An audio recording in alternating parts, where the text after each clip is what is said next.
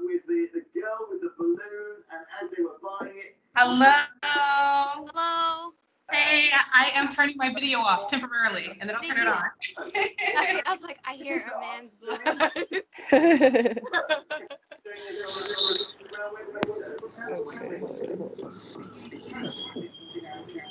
Yesterday, hi Alana. Hi Jessica. Hi. Hi Lucy. Hi Dangmo. Thank you all for coming. Yeah. Oh, hold on. I'm trying to get mine. I'm just waiting just to make sure everyone has found their place or so before we get started, like in every woman's form that we do some containment for ourselves. So for everyone I believe everyone's familiar, so I will just do the hand motion together. So you're gonna contain yourself about 6 times for your whole energy. My favorite like real speaking example is the Eric Rivera on the building. He very famously got commissioned, I think, in like the 1950s to do a huge. And then when you're finished, just let me know.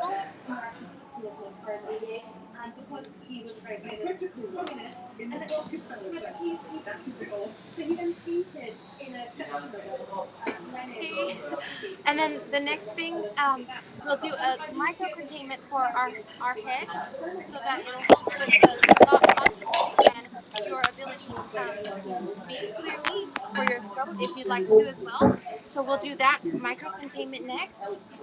Thank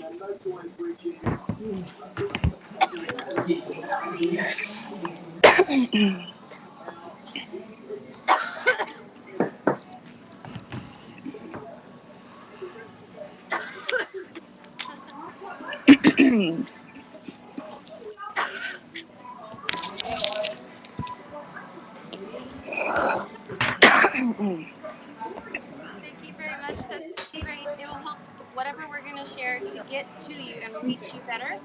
And then the next thing to contain, I think it might really help, is to contain whatever device you're using to listen to the women's forum, because that I forgot about that the other times, but it might really help. So,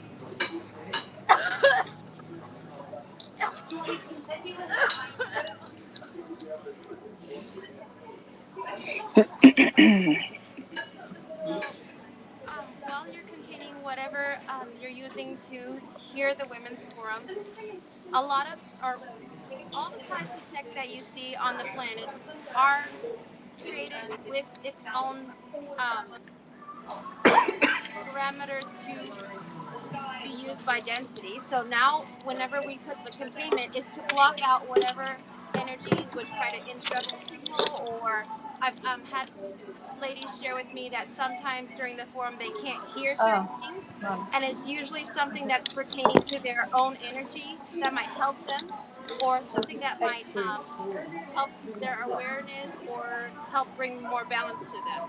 And usually that's when the feed for them would cut out, and maybe for others they wouldn't.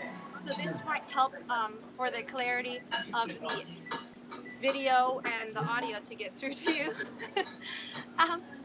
So when now that we're gonna start out, is there anyone who'd like to bring a question or a movie first? Before I have some information that I've saved just in case, but if you'd like to, please feel free.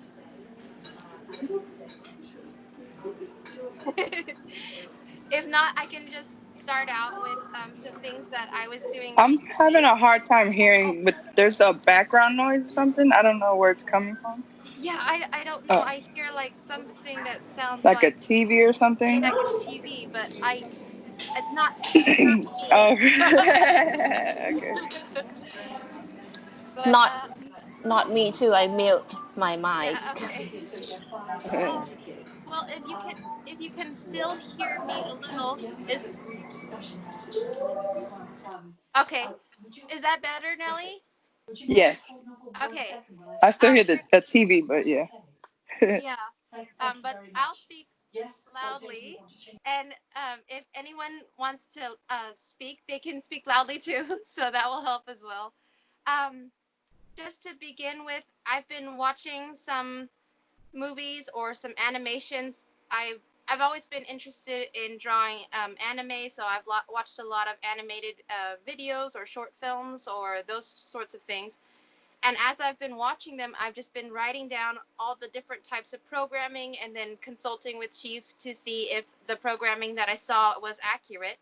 Because sometimes when you're trying to understand programming, the programming that you already believe in can get in the way of understanding other programming.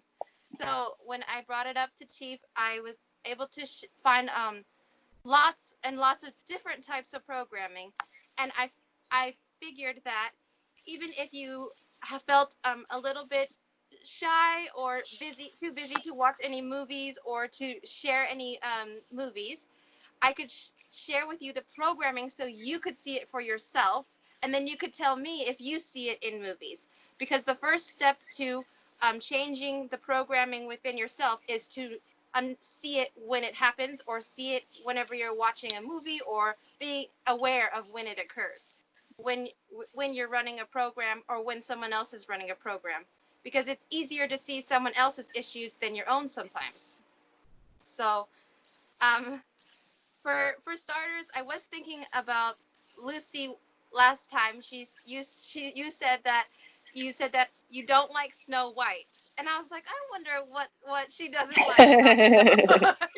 I mean, I don't really care for the movie either, and it was a strain to read the plot again, because I was like, I don't want to watch it again. I'm pretty sure I have the gist, but there were some details that I realized really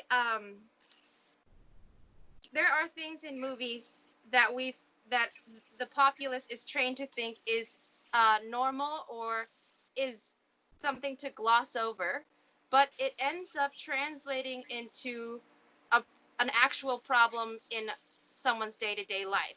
But they never they never give tribute to a little movie they saw when they were 2, a little thing they saw when they were 5, a teacher they had when they were 8 who were pushing a certain programming, and they don't realize that all the times that they ever were programmed into maybe a specific program has accumulated over their whole life. So now you have a closet full of just multiple times when you've been programmed. For example, you might have a falling in love program where they push a certain phrase on you. Oh, they fell in love, Snow White fell in love. And so how many times have we heard in our lives falling in love? That's how many times the program of falling in love has been pushed in your face.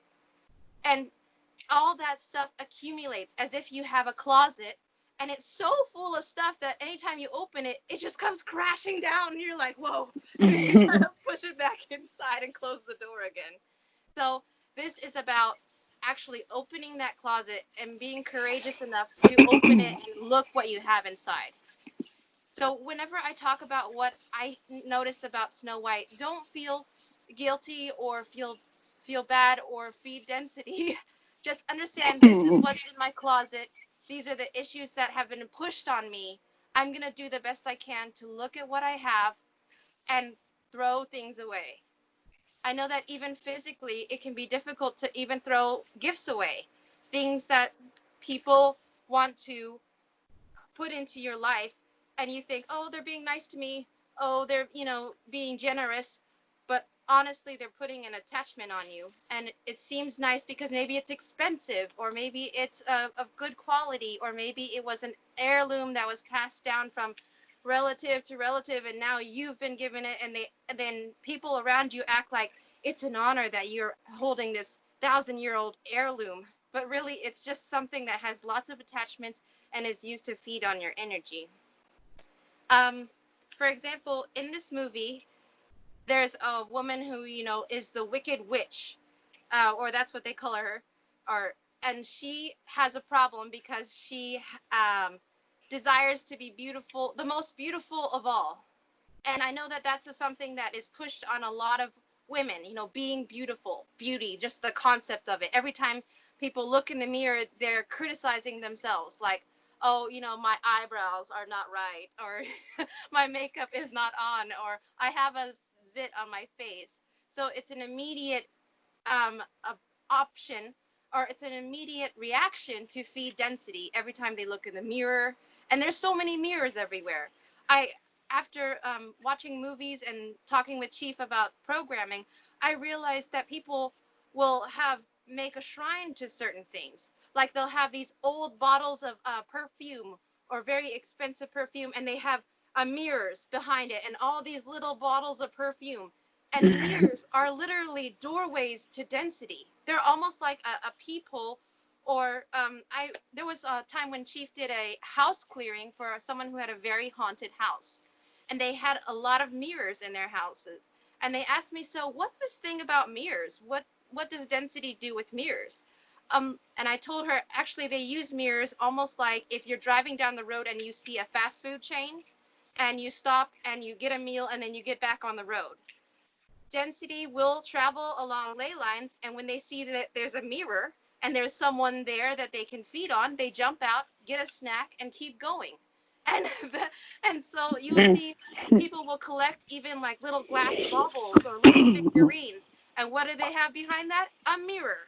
Or for example, in people's beauty, like on top of the sink, they'll have a cabinet that can open, and there's like your pills or your toothbrush or things, and behind it, what? A mirror. And then every day, you're programmed, oh, brush your teeth in front of the mirror. And so it's always for density to be able to take a look. Oh, look, they look like they're having a bad day. Time for a snack. Fast food on the go. And it's just an opportunity to be fed on. And so sometimes people, even before they even started their day, they're already down and tired and drained, because this is a battlefield, like Chief said. That's why containment helps you put your armor on. So before you look in any mirrors, you already have your armor on and you're ready. So when they throw that stuff at you from the mirror, because there might be something in the mirror talking to you. Oh, look at that. Your eyeliner is weird, or maybe you slept so hard that your eyelids are uneven, or your hair is not right. So some things sometimes talk through mirrors. So I personally cover mine, or I do containment over my mirror every day. But it's up to you, whatever way you want to protect yourself. It's a great way to do it. Do it however you like to. If you want to contain it, or you want to cover it, or you want to do both, those are all good options that can work for you. And it's funny because in this movie, Snow White, what evil queen, every day she talks to the mirror. Mirror, mirror on the wall, who's the most beautiful of all? And it's people joke, oh, haha, she's talking to a mirror. But actually, what's in the mirror talks to them. And for some people who are aware, or they are the density within them, they know they're talking to something in the mirror too. There are some people who, every time there is a mirror, they'll stop and they'll look in it. There's always the other side is interacting with you, even if you don't know that it is. So being aware of it will really help you. It's almost like when you're going to take a test, but you have a cheat sheet. The forum learning from Chief, reading the book, is all a cheat sheet so that you can do the best you can and survive and have the most energy, so you can express yourself in a beautiful way. Like I have plants here on the temple grounds, and I do my best to take care of them. And as I've shared before, there was a lotus, and there were all these snails all over the root system, and they were just draining the life from this lotus. And they were really attacking the flowers. Like they never wanted it to bloom. Like it would have leaves and everything, but never flowers for many, many weeks. And I didn't understand. And then I finally got a close look of the snails and began to pull them out one by one. And I used water. And when you have sessions, it's literally like getting rid of all the snails that are on you and keeping you from blooming, keeping you from expressing yourself in a really beautiful way. And The more you have sessions, the more you do containment, the more you look at yourself and open up that closet that's so painful to look at, all the stuff in there that you've hid inside of there because it's so hard to look at it. When you do that, you're getting rid of those snails, getting rid of all the parasites that are eating you alive so that you can bloom and have a beautiful expression. Sorry. um, is there any questions before I continue?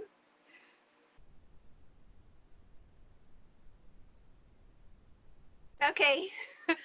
Okay. All right. So let's see. The next thing that you see that the evil queen does is she has this program that density puts on a lot of people where she feels that if she wants it, then it's right. Whatever I want is my right to want it, even if it's someone else's and even if it inhibits someone else's expression. So she wanted to be beautiful for herself at the cost of harming other consciousness, at the cost of feeding on other consciousness, and at the cost of even destroying them. And you'll see that a lot. In Thailand, I've noticed that there's a lot of older Thai women that hate young Thai women just because they're still young and considered beautiful or whatever, or maybe they just don't look the same as they did when they were 20. And so that means that they can hate on that person. And so you see sometimes people will hate other people just because they have a skill or an ability, or they have some relationship that they don't have, so they want to punish them, they want to hurt them. And you see that even in this movie. And they would think that, oh, okay, it's just a movie, but they're being shown an example of behavior. And as a 2-year-old, as a 3-year-old, as a 4-year-old, you don't yet know everything about life, and you're impressionable at that age. So you're getting examples of behavior. So seeing this woman go into a hissy fit that she's not the most beautiful of all and deciding she wants to kill someone, oh, look, that's how this person acts. That's how adults act. Maybe when I get older, I can do that. I can throw a hissy fit and then try to kill someone over it because I'm not going to get what they have. And as you can see, the evil queen used some certain tactics. For one, she fed Snow White an apple. People who want to do something out of selfishness or out of just, it's a plan of density to feed on you, they will try to feed you their food. They will try to buy something for you that their attachments are inside of it. They will try to get you to eat some, drink something as well. You'll see, like, when someone says, oh, someone changed my mind. Someone, I wanted to do this thing, and I had this plan for myself, and then I hung out with this person and we got some drinks, or we had a picnic, or they cooked for me, and then suddenly I feel like I changed my mind, and I'll just, instead of that, I'll do this different plan. But they didn't put two and two together and realize, oh, I ate that thing that someone made, or oh, I ate that drink that someone bought me. And that's one part of how witches do. And another thing is they will try, this is what she calls corkscrewing. Just breaking down from what I understand and what I've observed from hundreds of sessions with people is how a corkscrew works. And a lot of times you'll see someone will take the time to talk to you a lot or very frequently. And it's always usually to try to poke you about a certain subject or get you to change your mind about something. You'll see many times in movies and shows where someone like wants to live their life separate from someone. And then that person says, no, I can't accept that you want to live your life without me. It's always a selfish motivation that is propelling that person to begin to talk to you. They'll say things like on movies, I will convince you to change your mind. I'll convince you to do what I think is right. So they're trying to put their ideology, their thoughts on you, and then they take you out to drink. And then they talk. There's people I've seen many times in sessions, guys and girls, will literally, when they go on a date with someone. So obviously, the concept of going on a date is a concept that density created, because you're eating food cooked by someone else, and then what if you need to go to the bathroom? Yeah. So then that guy or that gal looks at your food and says, "You want to sleep with me? You want to date me? Come home with me." They're literally putting their intent in your food. And when your intent is selfish, when your intent is to control people, when your intent is to make people into toys, like the queen, she wanted her to be around as a slave or to kill her. And when that intent is dense, you are only going to attract attachments to make what you want happen. That's why people don't believe that they're witches. They don't believe that they have the ability to be a witch. But just a dense intention towards someone else out of their own selfishness or out of some program is only going to attract really funky things to make what you want happen. So sometimes, from my experience being in a church cult, this is how prayer works.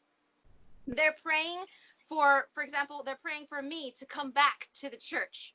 They're praying for me to come back to the cult. So what they're doing is trying to put their intent on me, and they're focusing on me, and they're putting their intent out into the ether. And the only thing that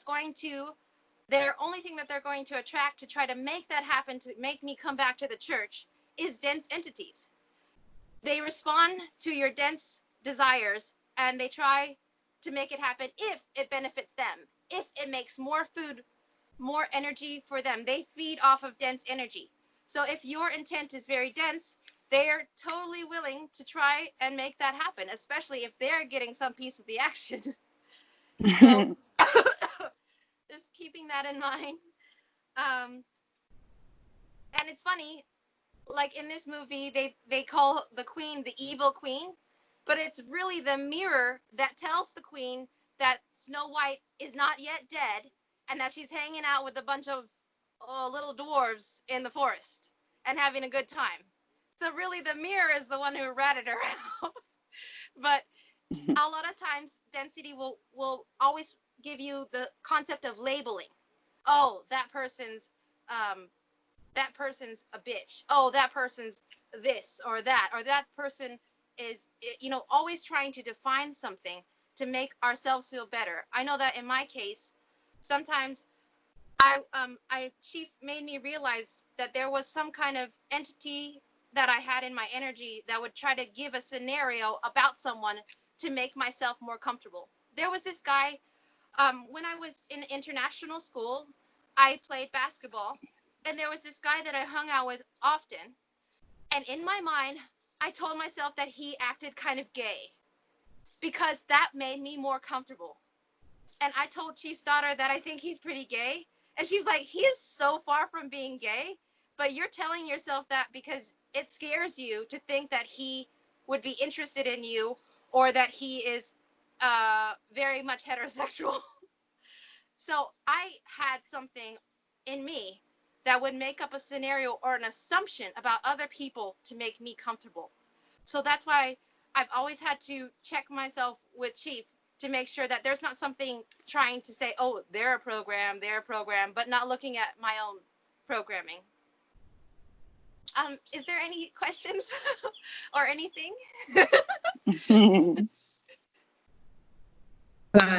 So I'm listening to you, right? It's not even a question. This is just like resonation. That's really what I want to share. Like you're talking about, right? You're talking about these various situations, and in real time, like I'm living through, these experiences. I'm sure other people can relate. I'm living through these experiences where it's like you're talking about the scenario of, someone feeding you food, or, someone, just trying to overwhelm you with like attention or interaction or promises or invitations to do things.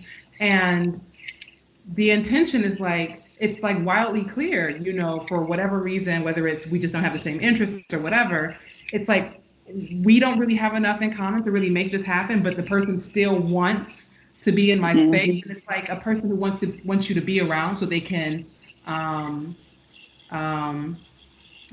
feeding for sure, but like be around me so that I can marginalize you.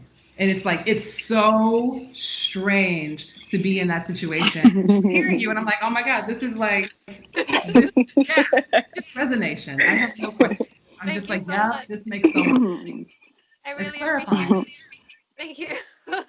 That is really great. I appreciate all the feedback of like, even if you have an experience that you can relate to what I'm sharing with you, because I feel like this is just giving you tools, equipping you so that you can fight back. And it just makes me so happy to hear that, you know, you can relate to some situations, or it's helping bring some clarity to why someone would behave some way towards you. Because Yeah. I that's why I kind of like gravitated towards movies and things, because for example, like when you're talking about people really want your attention, there's just really some odd reasons why people become friends, or you know, even become lovers or whatever in a relationship, Yeah. like the strangest reasons why they connect, and Yeah. even to where people forget why they even how they even met someone, or Mm, why they even ended up in a relationship, as if something is like blocking Mm-hmm. their memory of things. yeah. Another thing, whenever you're involved with someone who is a witch or is behaving like one, Yeah. a lot of times after you've eaten something that they give you, or after you've listened to them talk for too long, you forget things. Mm-hmm. Forget key information, forget when something actually affected you. When Yeah. did I get a stomach ache? When did I get a Mm-hmm. headache? Yeah. When did I decide that I liked this guy as more than a friend? Yeah. When did I decide that I was going to hang out with my stepsister again, even though every time we hang out, she makes fun of me? You Yeah. know, it's that kind Mm-hmm. of thing. Um, Also, like for example, had I've cut ties with all my relatives because they're very parasitic. But whenever I cut ties and someone was like, "So why did you cut ties with your relatives?"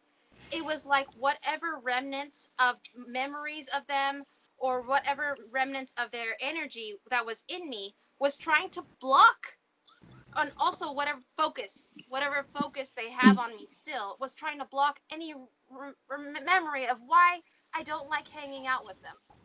And then Mm, once Chief cleared my head, I was able to remember, oh yeah, every time I would hang out with them, they would act like everything, all my talents was because of them, that I could never get anywhere without them, yeah. that I am dependent, everything about me is dependent on them. So of course they want to know, oh, why would you want to leave, when every time I was around them, they would try to guilt trip me into doing whatever they wanted to. I remember even as a teenager once, I accidentally, I was holding a plant inside of a glass bowl, and it slipped out of my hands because the water had come out over the edge or something, and it broke. And I remember one of my relatives got up close to my face and started saying, "You broke that. You broke that." And just repeating. Another thing you can tell about witches and those who behave like them, they use key phrases and repeat. Mm-hmm. This is about a corkscrew, when they're trying to drill something in your head so Um, that you will behave the way that they want you to. So, yeah. for example, if they're saying, they're someone in a who wants to have a relationship with you, or more accurately, they want to feed on you, they might say, "You're not being vulnerable to me. I'm being vulnerable to you, but you're not being vulnerable to me." But really, they're the predator. And the person that they're trying to get to open up has more energy than they do. And Yeah. that's the whole reason why they're corkscrewing you. Or for example, you'll get around someone who might be like the class president. And when you're around them, your thoughts are like, "Oh, isn't she pretty? Oh, look at her jaw or her nose." They might be fake, you know, they might have like, went to Mm-hmm. a plastic surgeon. You feel this overwhelming feeling of like, "Wow, they're beautiful."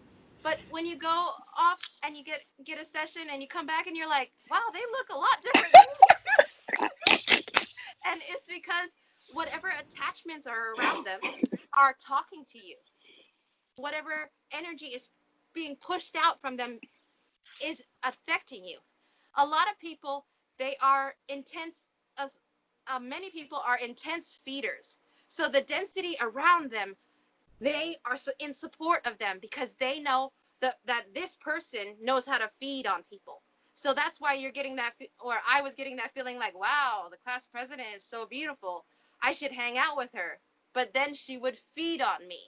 She would say things like, oh, you should be more messed up than you are after sharing with me all the experiences that you've had as a kid molested by boys. You should be more fucked up. You know, that's kind of like it had a strange energy to it, almost like, oh, I care about you. That's why I'm saying this. But also, I want to denigrate you because I feel like you're a threat to my popularity, or, you know, a threat to my weak ego, or a threat to my place as class president, or your talent is a threat. So she says this thing, which is almost like a hug and a slap all at the same time, but it's a way to manipulate the consciousness into feeling less. And in this movie, Snow White, it's all about royalty. Where, okay, if they're royalty, they're above me. Or if they have more money, they're above me. Or if they have more status, they're above me. But really, consciousness is consciousness. And energy is the most valuable commodity, not money. Your energy is more precious than any money that you have. So if you have more energy, that's why people want to corkscrew you. That's why people want to spend hours and hours talking about nothing with you. That's why they want to feed you their special meal because they want your energy, because it's more valuable than the money they have. Those who have money and they want to buy you, they feel like they can buy other people. It's because they know that the money they have is not more valuable than the energy that you have. Because that is the most precious thing that you want to protect. Because your energy is how you express yourself. Your energy, it pushes out the beauty of a consciousness is the intensity of the energy. Like when I first met Chief, I said, "You're beautiful, Chief." And you know, that could be an offense to a man, but he understood that I meant his energy is very beautiful and I respect it. I have respect and consideration for how much energy this consciousness have, and I want to stay out of the way of his expression so that he can fulfill his mission and his expression. That's what light beings do. They respect each other and have consideration for each other's expression.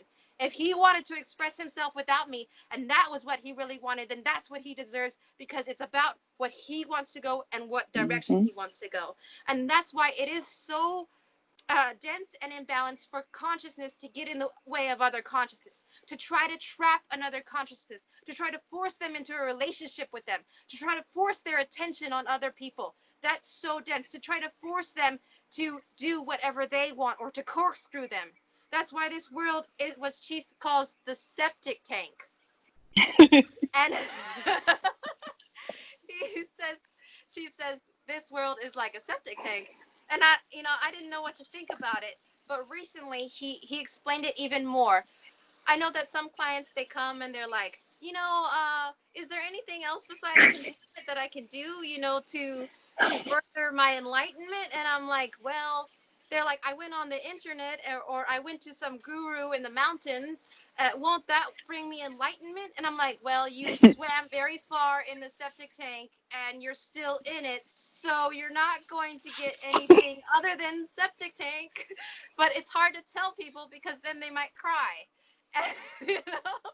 And so, but now that I have good news for people whenever I share with them about Chief.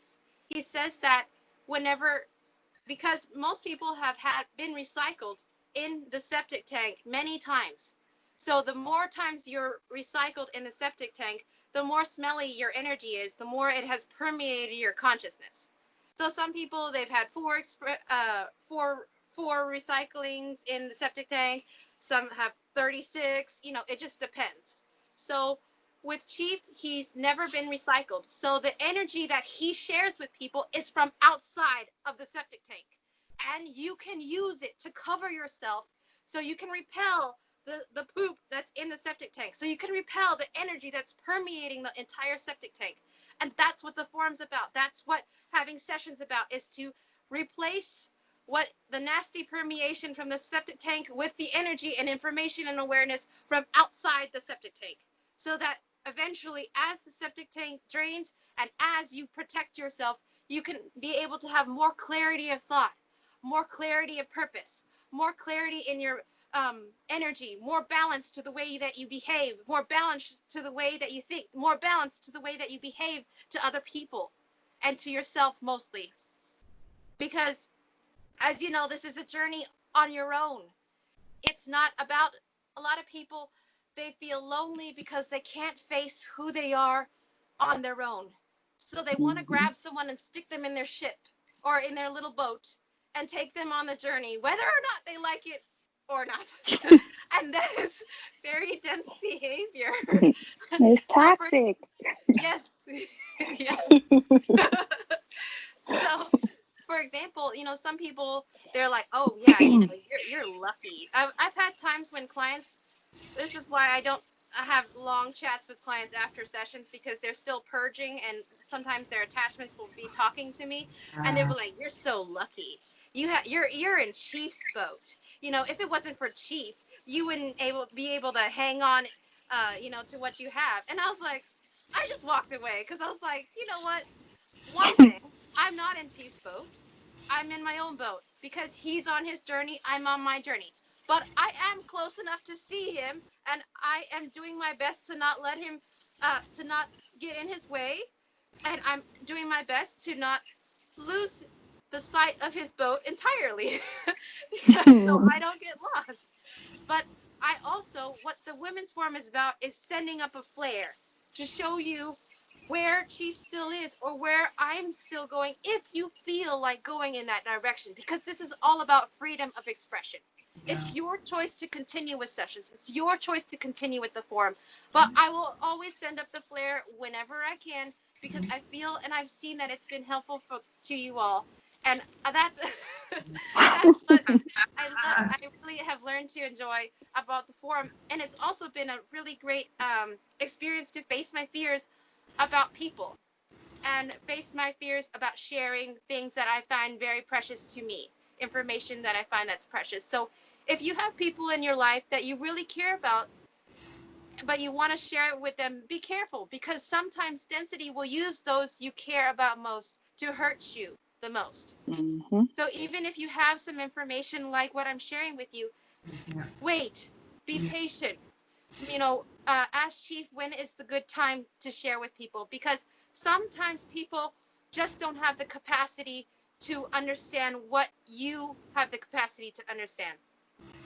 A lot of times in these movies, you'll see the concept of community, always pushing community. If you don't have a family, make one with some people you met at the bar. You know, that's the thing that they're really pushing these days. Like always having community, always having family. Why?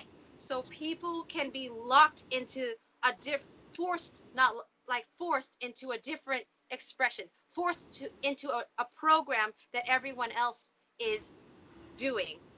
For example, these people in the community, there's plenty of people who just don't have the RAM to run this kind of information that you're receiving. So even if you were to share with them, they might attack you because they are under the control of their attachments, or they have fused with the attachments that are in them. Yeah. There are a lot of times when I've seen in sessions some very strange visuals of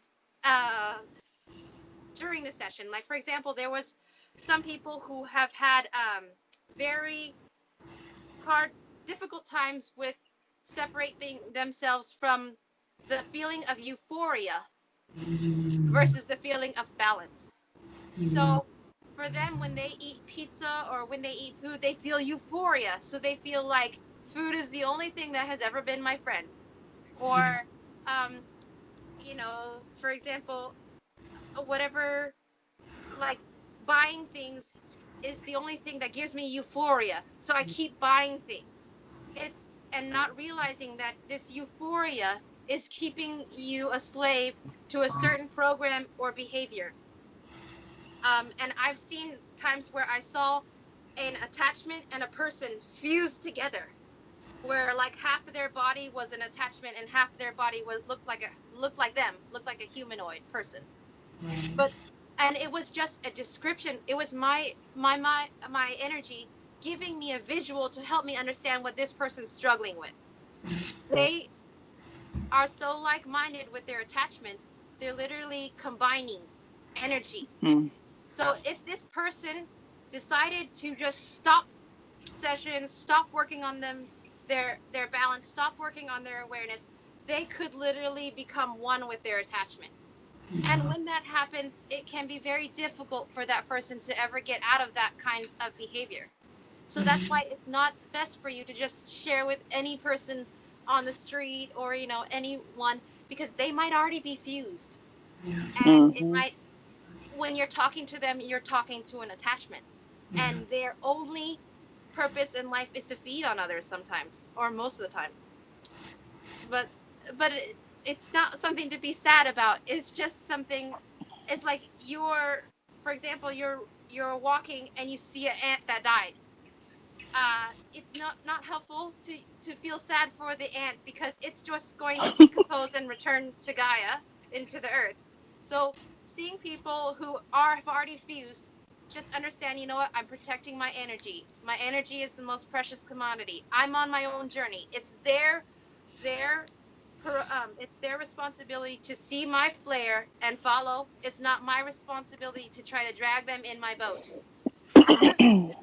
Okay. Any questions? But No. is it a little bit Okay. different? Go Is it ahead. Okay. Um. So I had a question. Okay.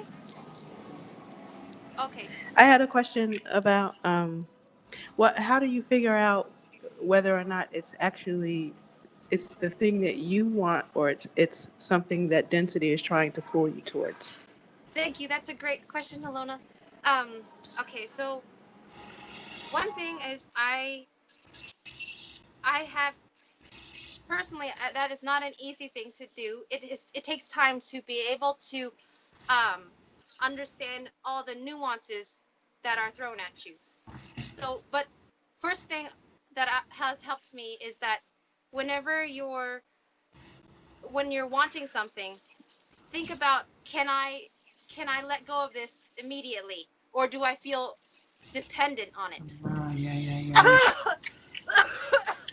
If it's something you feel like, I cannot get rid of this, I cannot let this go. I cannot let this person go. I cannot let this activity go. I cannot stop watching movies. I cannot stop eating eating macaroons, if my life counted on it, or chocolate candy is my weakness, that kind of thing, where you feel dependent. That's a sign, a good sign. Or also, if it's something, sometimes I reference the book that reference the book and the different programming that is in the book.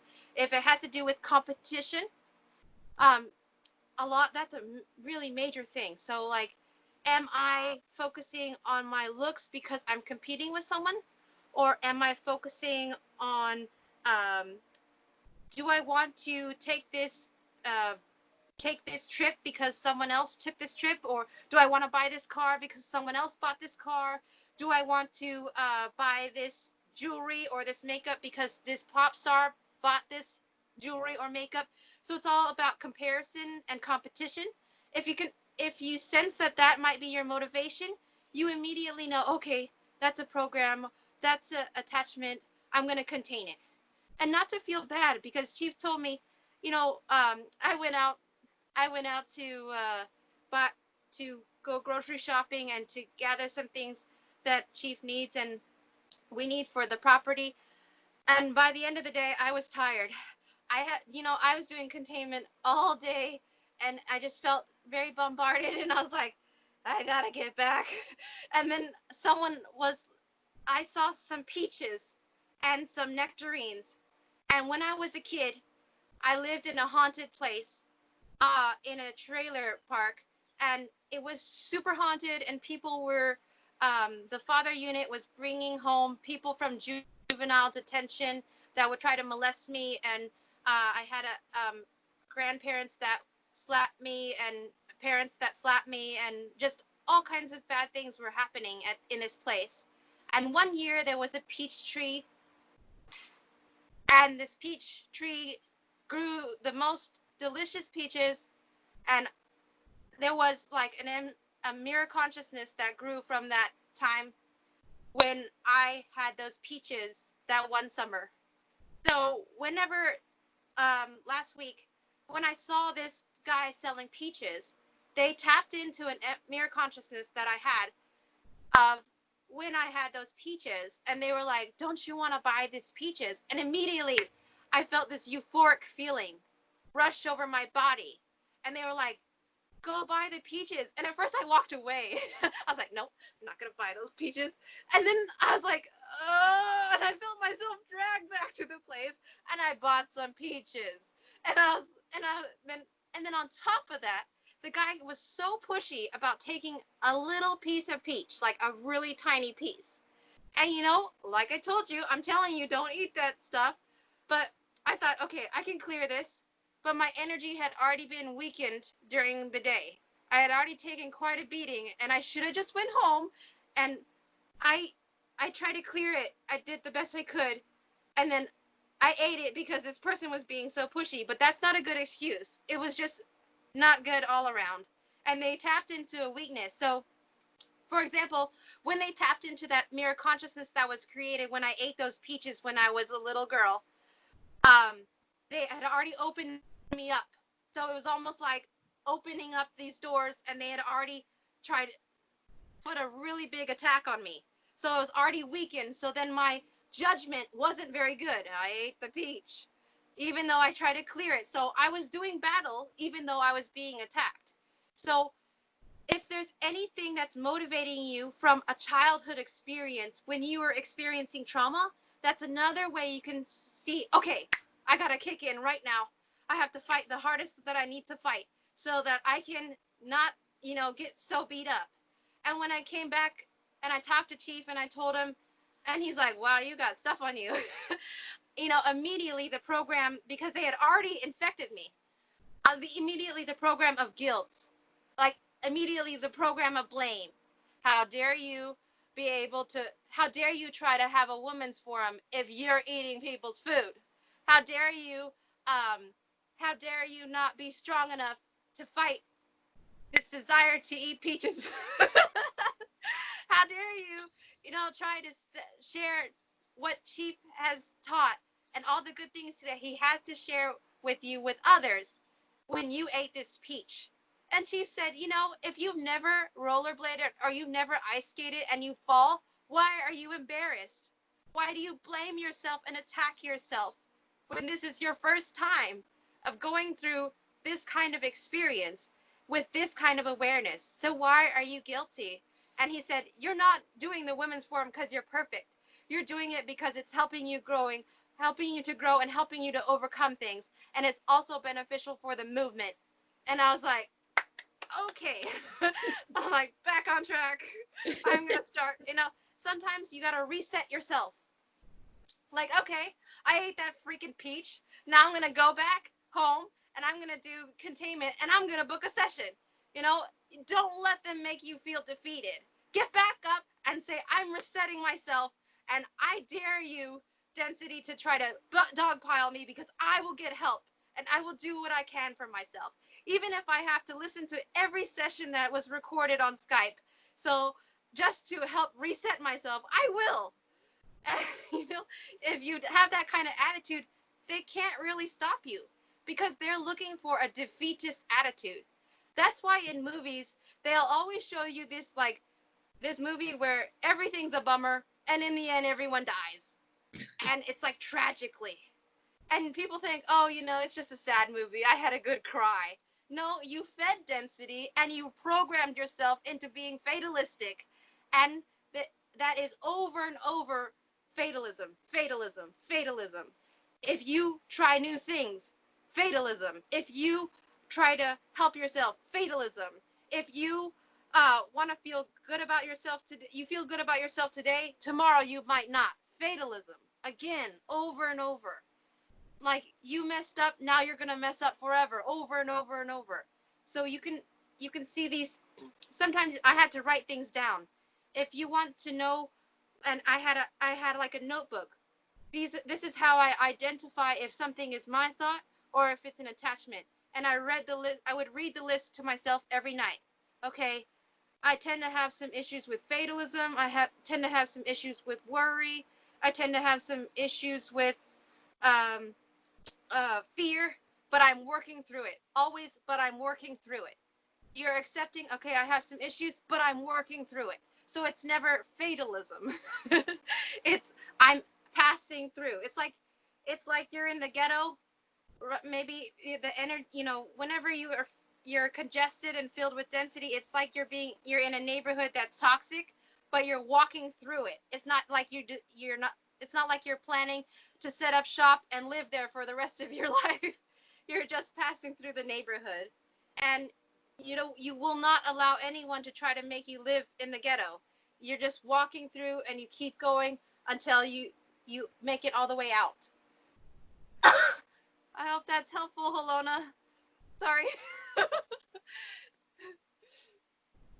I have a question too. Okay. But, Thank you. yeah.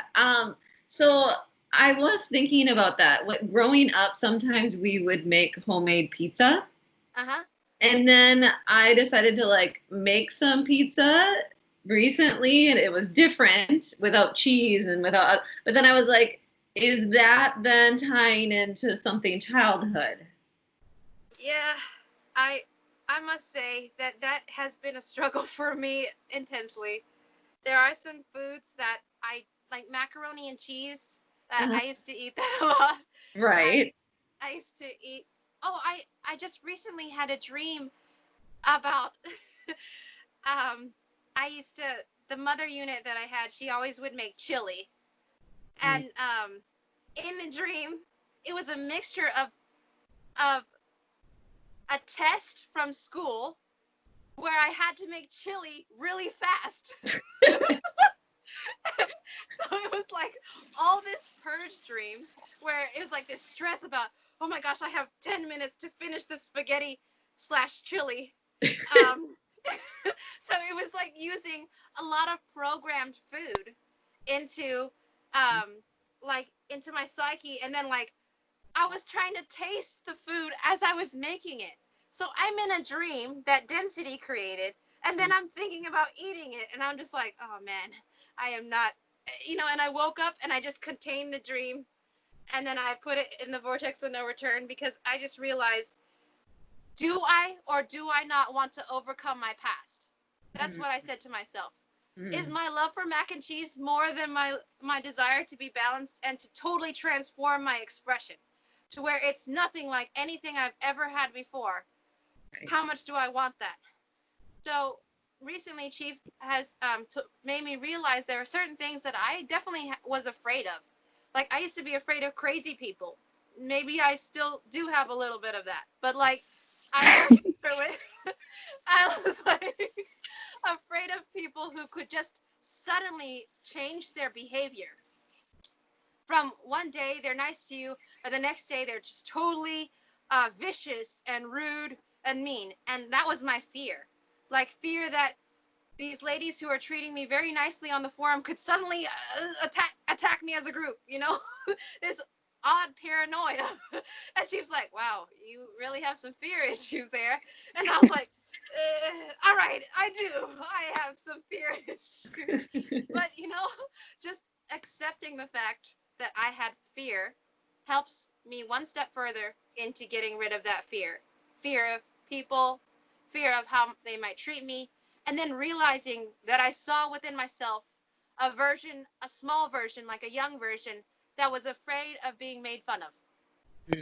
And this MC was an accumulation of many experiences. Like, for example, when I was doing the talent show at my university, I used to be a singer in a rock band for a church. I used to have different bands here in Thailand and sing at restaurants and things. So I thought I would do a talent show at Paya, at the university I used to go to. And one of the judges decided to just attack me constantly. During my, every time I performed, he would try to attack me, and publicly in front of everyone. He was comparing me to the university retard. He really was crazy. He would go to school in his underwear and his underwear would have a hole in it, but his family was really, really rich, and he'd carry around a briefcase, his underwear, and a school T-shirt. So like this judge was like comparing me to this guy, but in the end I ended up winning the talent show, but I had to overcome a lot of these experiences. I had another experience where I was in choir, and this girl, I was looking for somewhere to sit, and it was very crowded, and this girl, a girl I don't know, just stood up and said, "You're a loser. You have no friends. No one wants to be with you. That's why you can't find a seat." It was so random. But it fed this mirror consciousness that I had. It just fed it. And it was so full of these memories. And Chief told me, contain the memories. Contain all the ways that it affected you.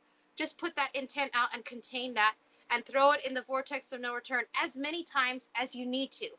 Because in this closet that you have full of these painful memories and painful things, they begin to most of the time, they begin to connect with one another.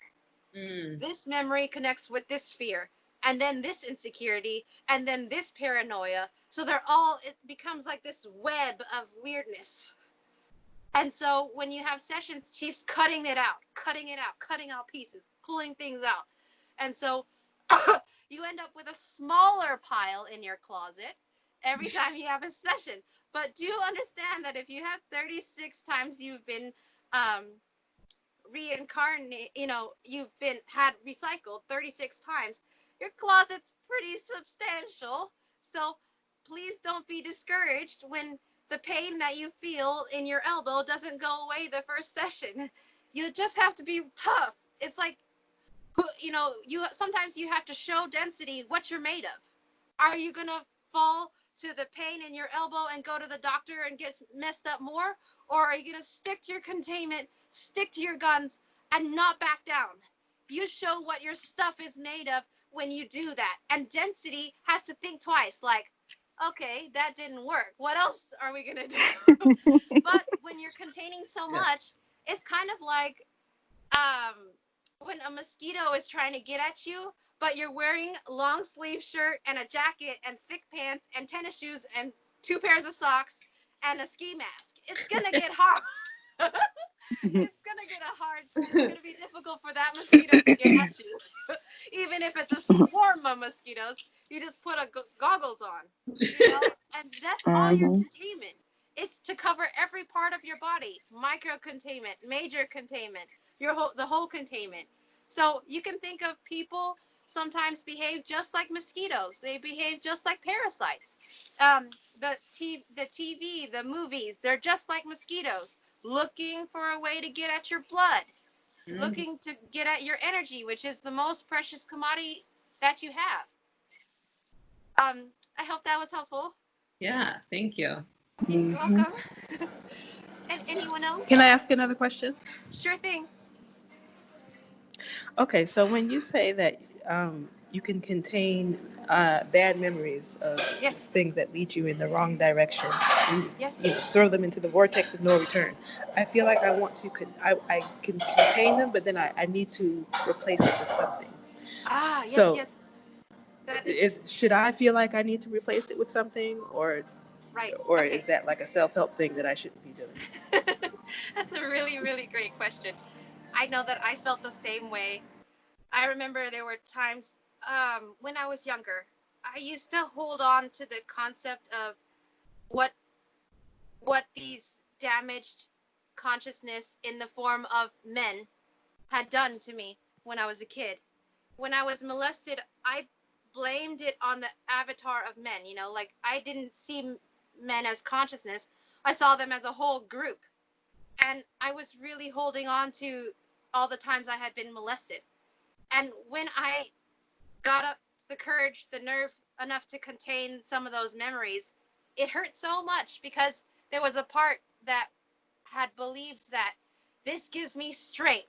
This is what makes me a badass woman.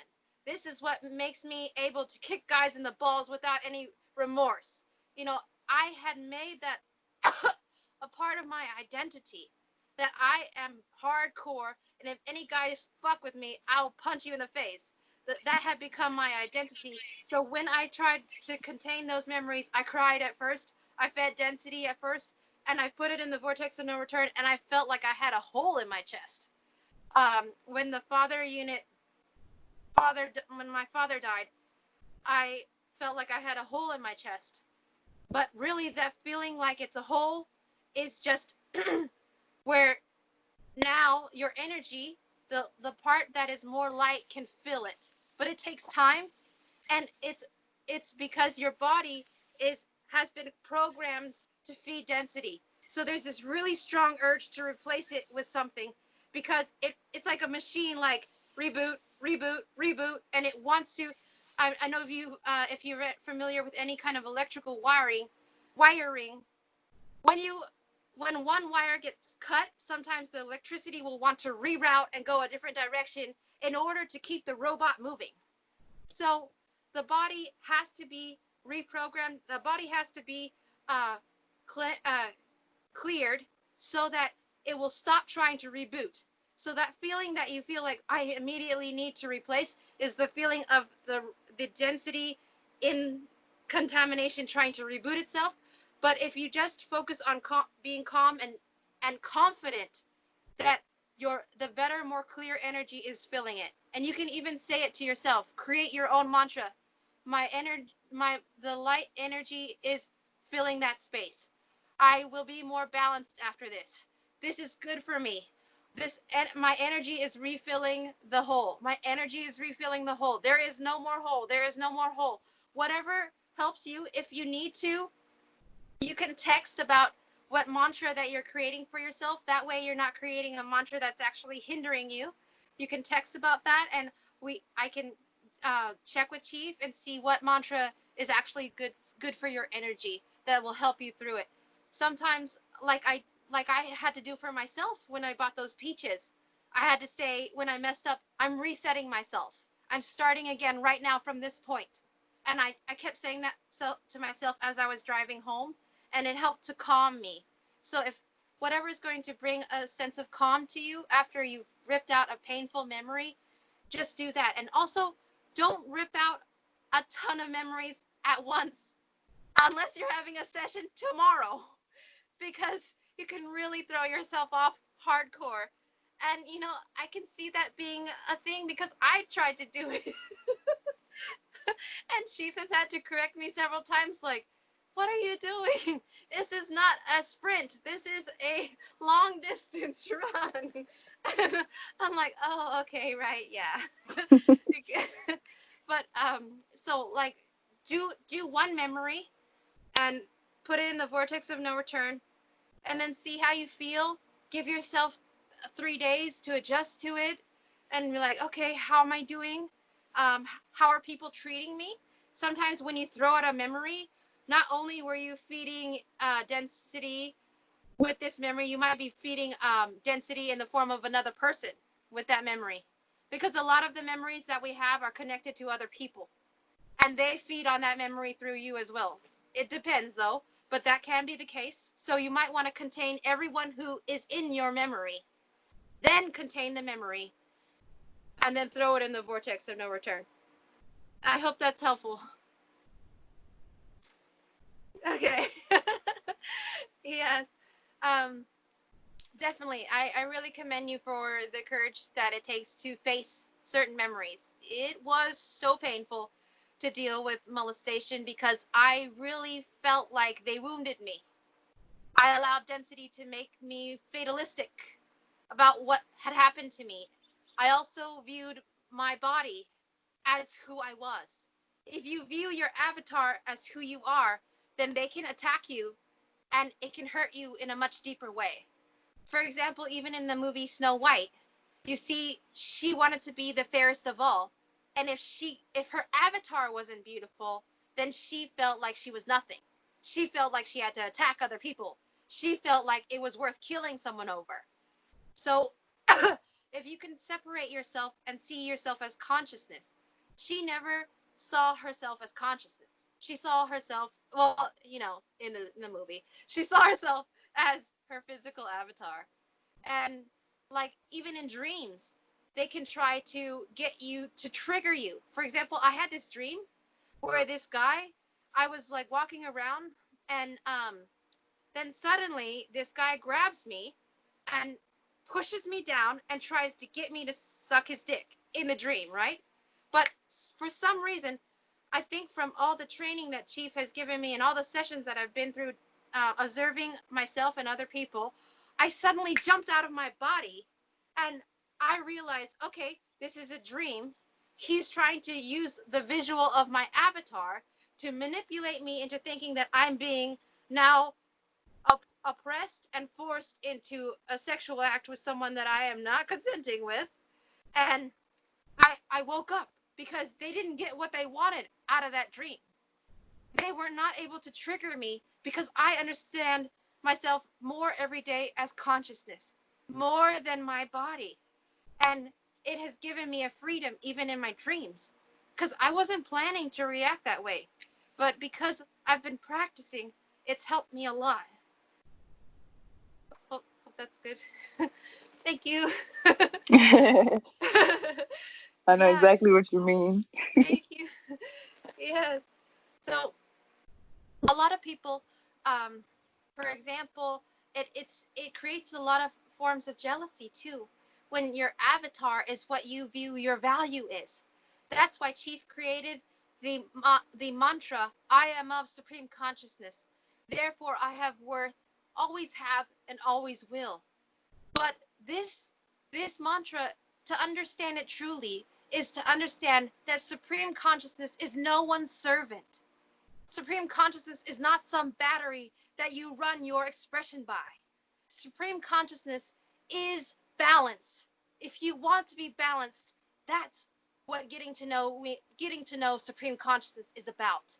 And the person that I know that is the most balanced is Chief. So when I feel like I support Chief, I feel like I support supreme consciousness, because if you are becoming more balanced, you're becoming more aware of what and who supreme consciousness really is. A lot of people who want to be Neo. I just realized when I talked to Chief that the movie The Matrix is not about trying to teach you that you can be Neo. It's about trying to teach you that you are in the Matrix and you are being fed on. And that was mind blowing when I thought about that. Because honestly, in my opinion, there is only one Neo. But you can learn from Neo and you can become more balanced and you can have power for yourself to express yourself in your own way. But supreme consciousness is not something that anyone can step on. Supreme consciousness is like the sun, is like the head, the brain. We are the cells of the body. No one cell can be the brain. The brain is the part that moves the whole, supposedly helps move the whole body. The heart is very important.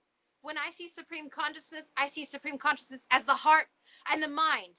And we are the cells.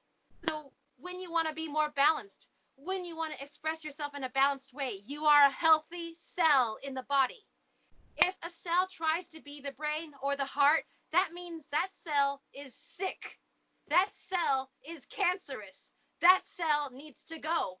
And the rest of the body, the rest of supreme consciousness will eject that cell because it's trying to be Neo, because it's trying to be the brain or the heart. It's called a tumor. And that's why you see these people who want to be royalty, who want to be gods, who want to be the president, who want to be a pastor, who want to be a leader so they can lord over others, so that they can stomp on other people, so that they can be praised and worshiped because their ego is so weak that they want to become a cancerous cell and reproduce an image of themselves all over the body. Supreme consciousness will eject anything or anyone who feels like they can be chief, who feels like they need to be chief, when they cannot accept their own expression and how beautiful their expression can be on their own. Then that's when the body has to eject them.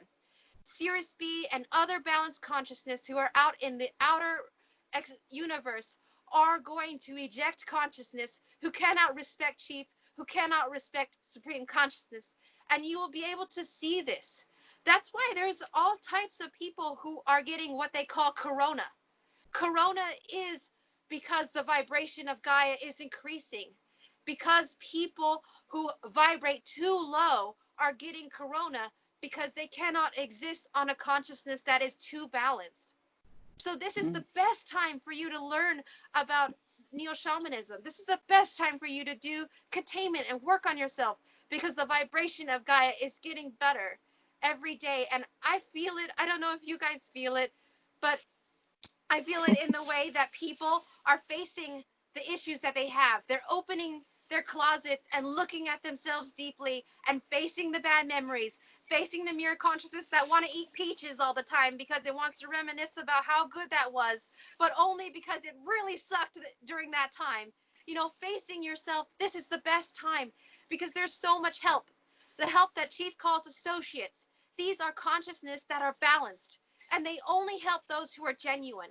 If they're faking, if they're lying to Chief during sessions just so that they can support their ego, they will be found out and they will be proven to be frauds. But those of you who really believe in Chief, I commend you, because I see your respect for him. I see that you value the information that he gives you, and that you're not fake, and that you're not in it for your egos. And I respect you for that, and I appreciate you all.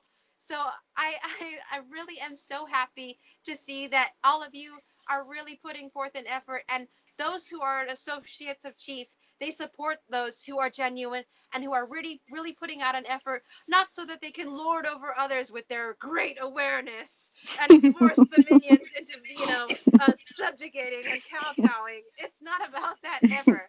It's about, being on your own journey, moving forward.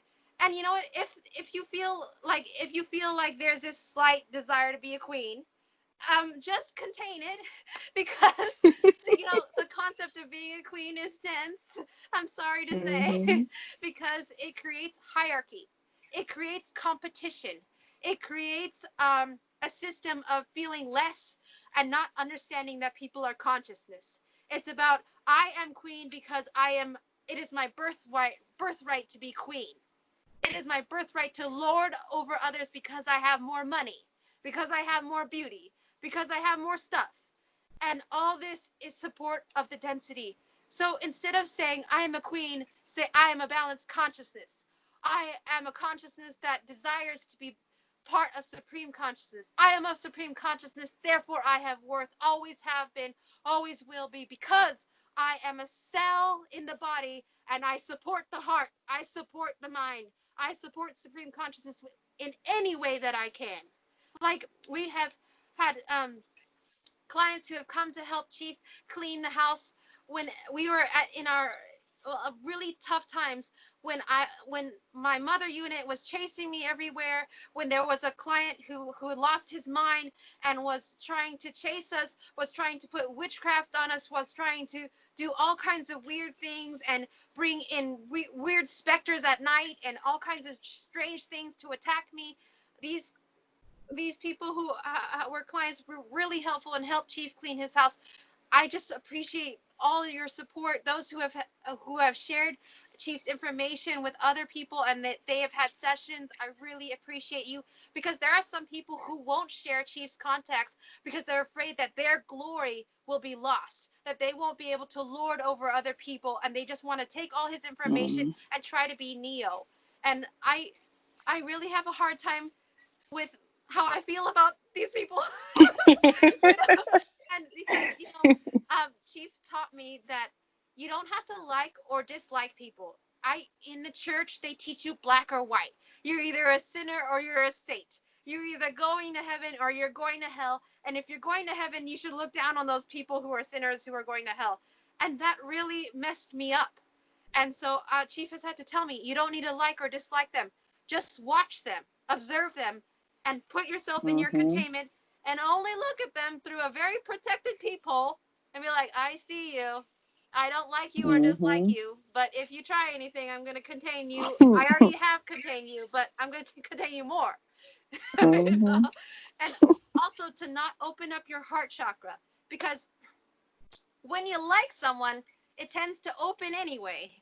It's like, oh, I like you. Oh, or, oh, I dislike you, and I closed, But there's no, balance. But honestly, you don't need to open up your heart to anyone.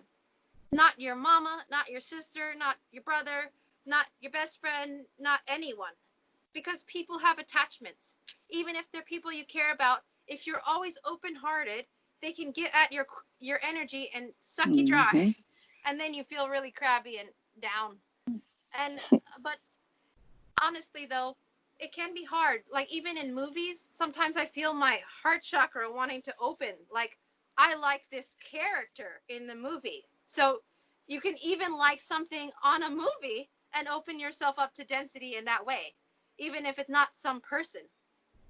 Because like Chief said, this is a septic tank. This is about a feeding farm.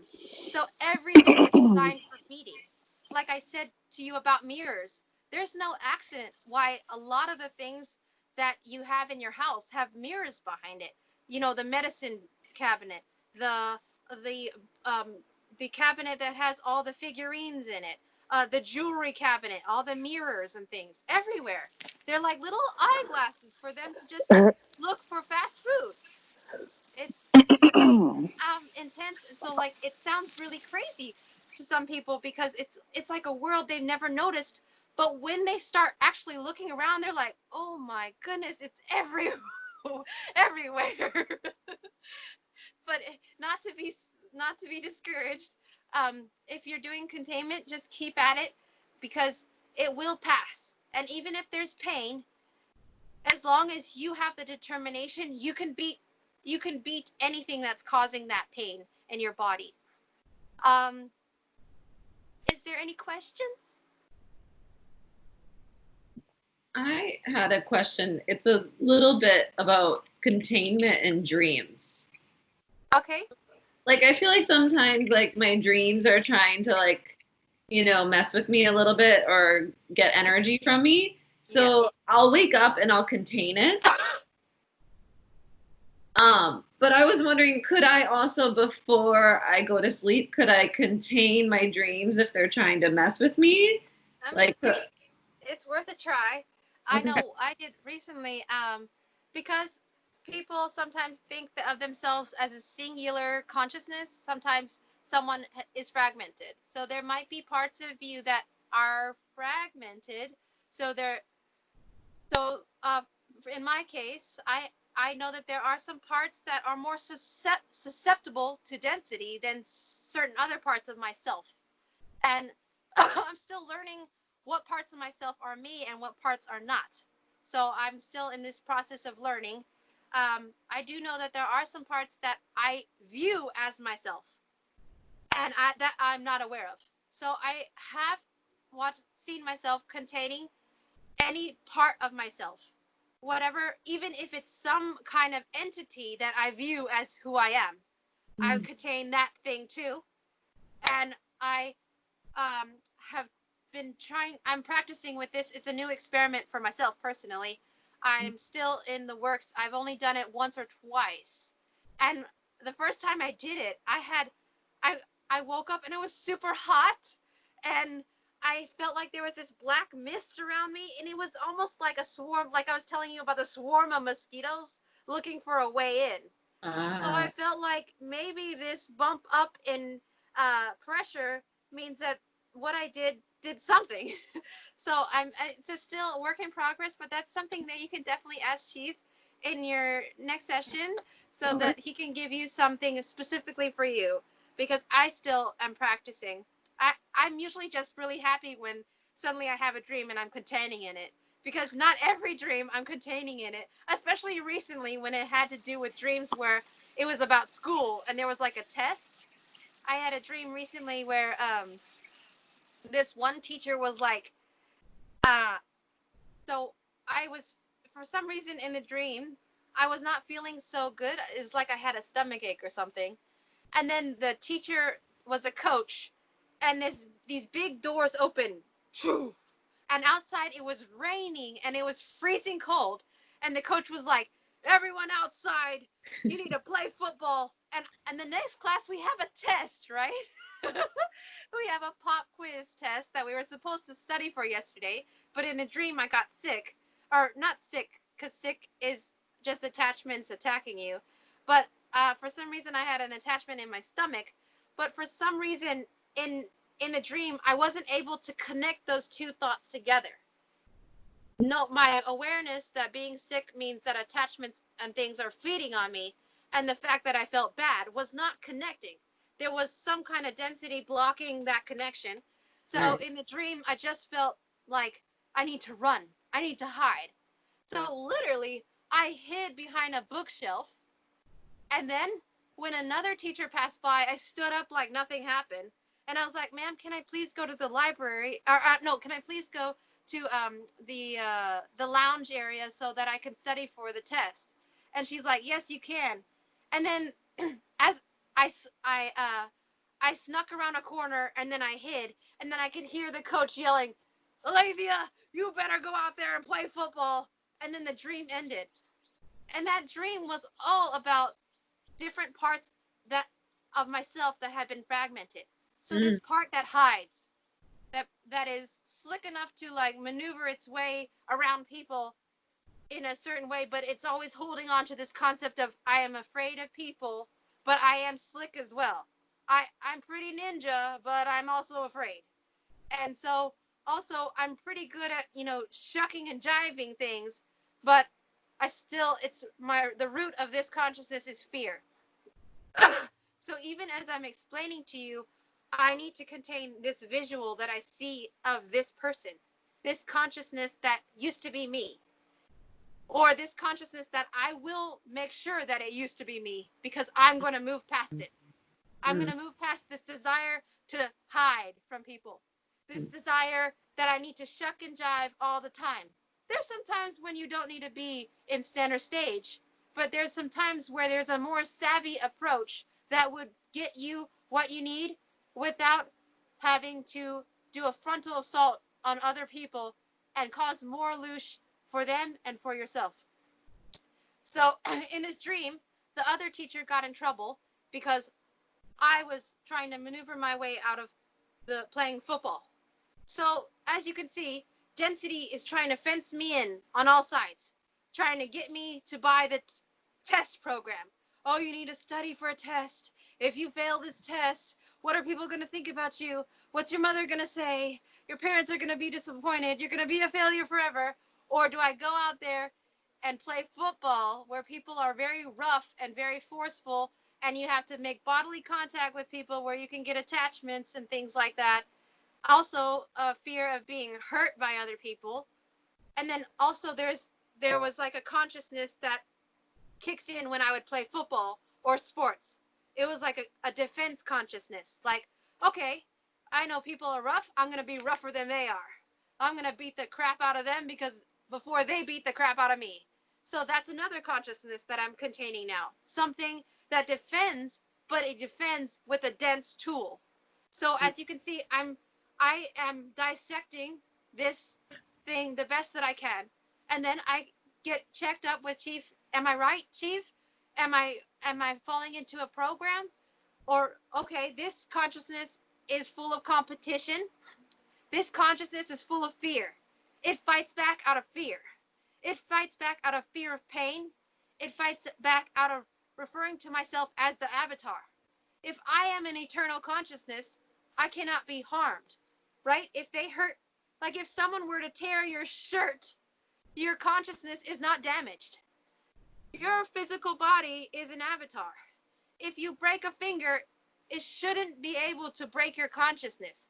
But if you are referring to yourself as the body only, they can break your consciousness lifetime after lifetime by breaking your body. Hope that's helpful. Yeah, thank you. Yeah. You're welcome. Thank you, Lily. Okay. Is there? I have a question. Okay, great. Thank you. So, in your statement about saying that you don't need to open your heart to other people, that it's not necessary. Yes. So then it makes me think of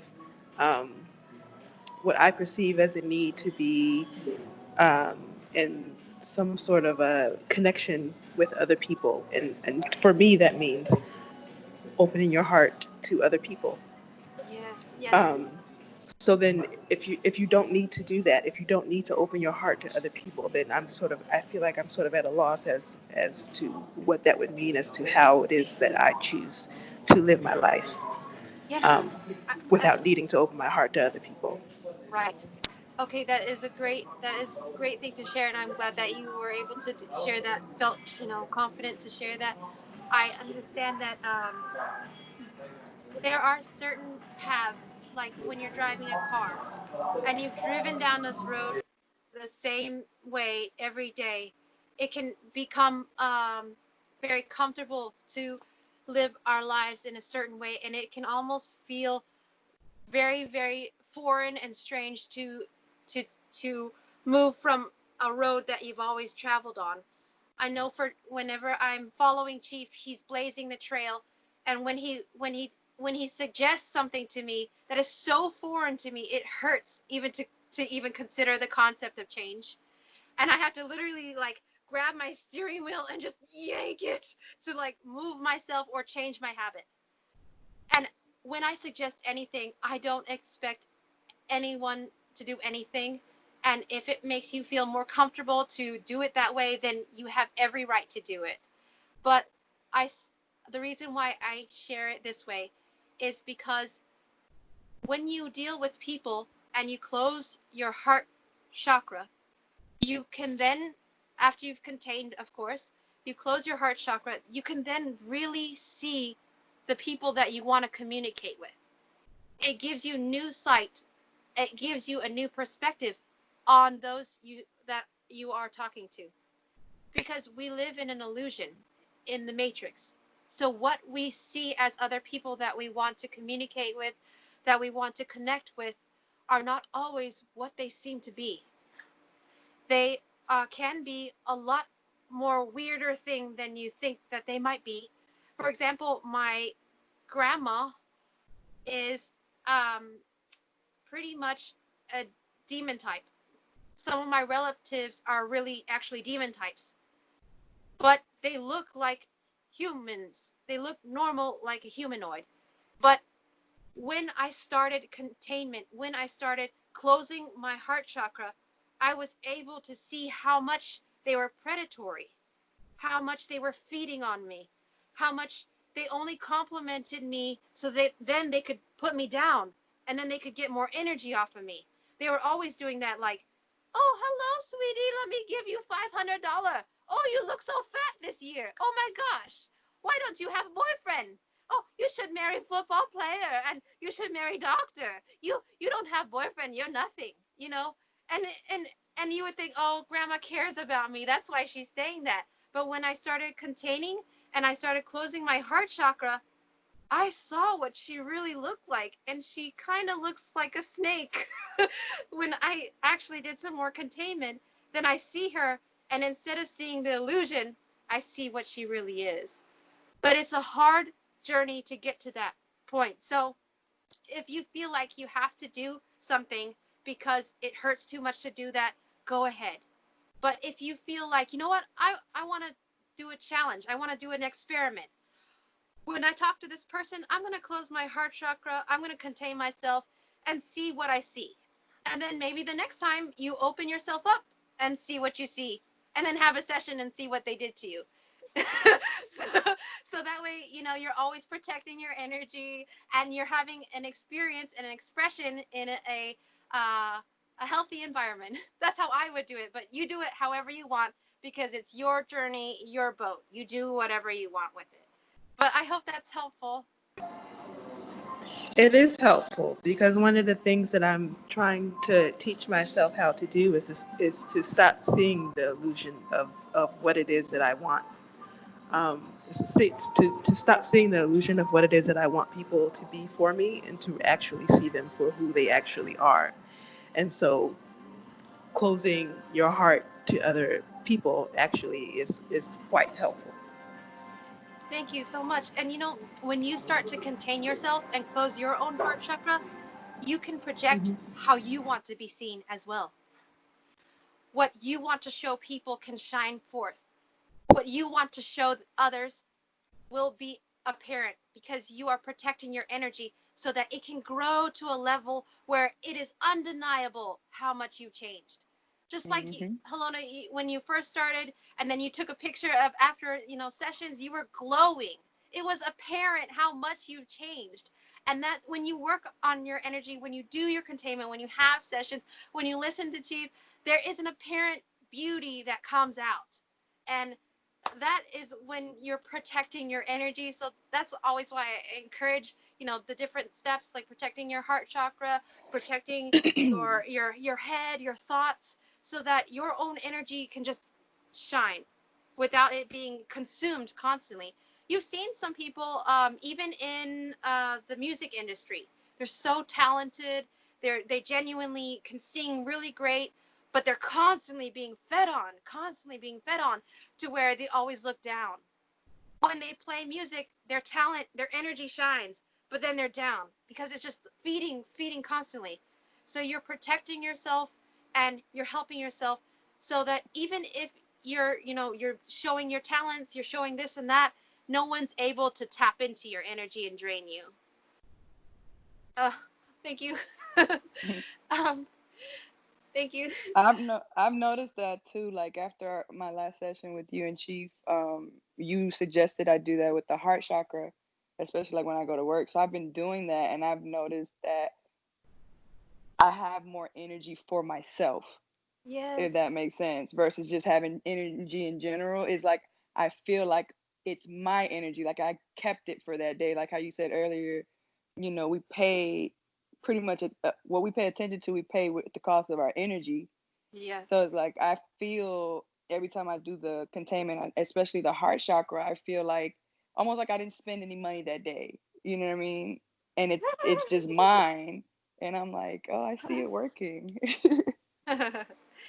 Well, also there's a concept of I talked to Chief about it today, and the concept is predator and prey. A lot of times when you see a relationship, even in movies, even in friendships, even even in friendships, movies, and relationships and things, usually when you see someone get together with someone, it is a predator and prey relationship. Someone is the dominant feeder. Someone is the person who's fed on. That's why in movies they push have a relationship, have a relationship, have a relationship, because they never want two prey to get together. They consider them prey because density considers light, those who have a propensity to be balanced or want to be light or balanced, they consider them prey. So they would never want two prey to get together, two light beings to get together, two people who want to have respect and consideration for each other's expressions to get together. So you'll see in these movies, predator and prey, even friendships. There's this person who's always pushing what they want, always pushing their concept, always trying to force everyone else into their ideals.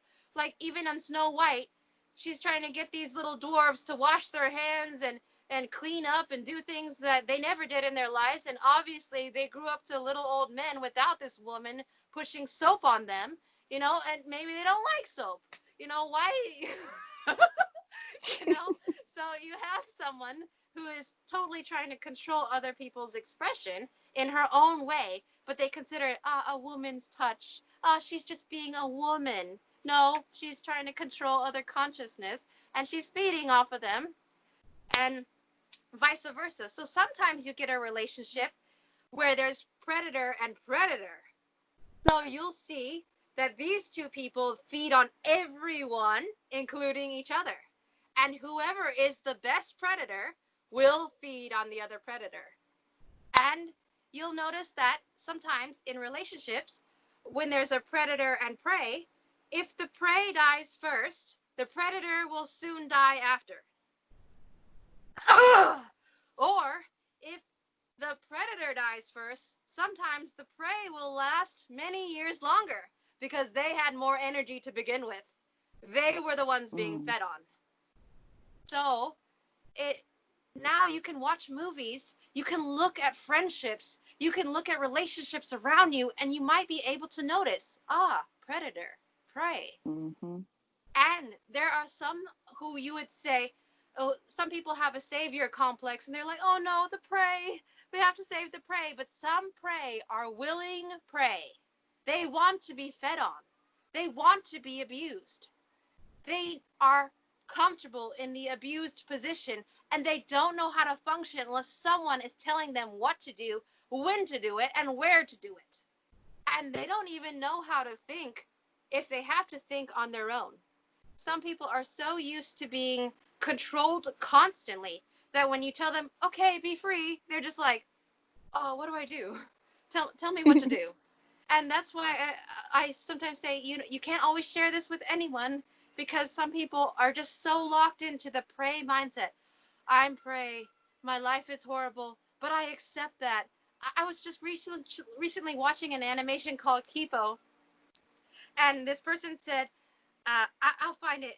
It talks about, he says, the sooner that, the sooner that you can stop expecting your life to be, or having a hope that your life can be better, the more you'll be at peace with yourself.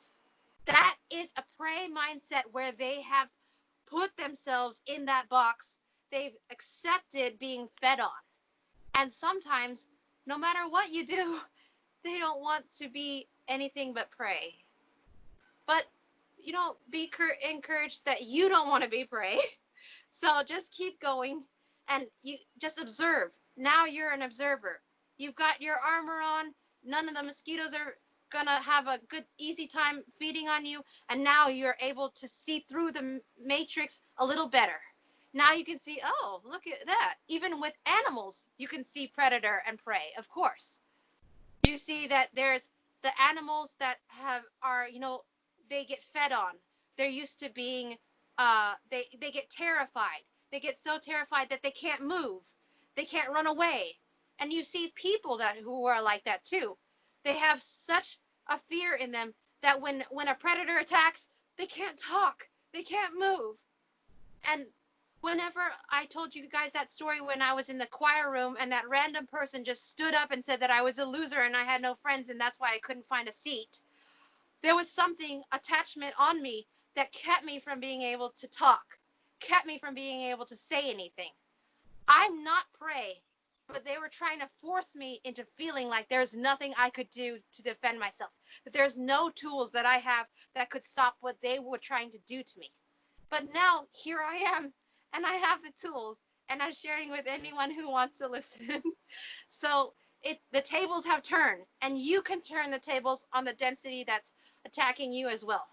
Even if they get you to a point where, man, I'm struggling, I'm having a hard time talking back. It's okay. Now you've learned, you had a lesson, you've had an experience. You can learn from that experience, and you can become stronger because of it, as long as you move forward. There's a song that Chief has in his album, his first album, and it's called Dada D, and it's all about moving forward. And when you no, and when you listen to it, the intent that Chief put in it is to help you move forward in your life, not be stuck. Like, for example, not be stuck hiding under the peach tree, eating peaches to console myself because everything and everyone around me is attacking me. So that I can move beyond the victim mindset, move beyond the prey mindset, move beyond that if I'm not prey, I have to be predator mindset, that predators control the world mindset, and become balanced, change my mindset to become more Neo Shamanic in its perspective, change my energy, change my balance to where I'm not prey and I'm not predator. I'm a consciousness that's striving towards balance, and I am of supreme consciousness, and that's my worth, and that's my value, and I'm beyond the avatar. I am consciousness. And when you become confident in that your confidence is no longer in other people, no longer in connecting with other people, no longer in your family relations, now your confidence is not external, it's internal, and your connection is internal confidence that is connected to supreme consciousness. When you have that kind of support, there is nothing that can tear you down. There is nothing that can break you down to the point where there is hopelessness. And density loves hopelessness. They can feed on you intensely when you feel hopeless. Like sometimes people call it a pity party. When you're in a pity party, you're not the only one in that party. There's a ton of attachments and they're partying with you and you are the food, the main dish. And I remember, I think one time my father unit got like possessed by light beings or something because I was really down in the dumps that day. And I ended up telling the father unit about all, whatever my woes were. And he's like, it looks like you're having a pity party and you might end up with diabetes if you keep this up. And, you know, he used something dense, right? A fear of diabetes. But it jolted me out of the concept of a pity party. And I realized, oh, man, you're right. I'm having a pity party. So if you can realize it for yourself, if you can jolt yourself out of it, remember that pity party phrase, oh, I'm having a pity party. And then just contain the whole party and everyone who's in there, even if you can see or not see them. Contain that and then keep throwing it into the vortex of no return until you can hardly feel it or don't feel it at all. And it will help. I thank you. Is there anything else?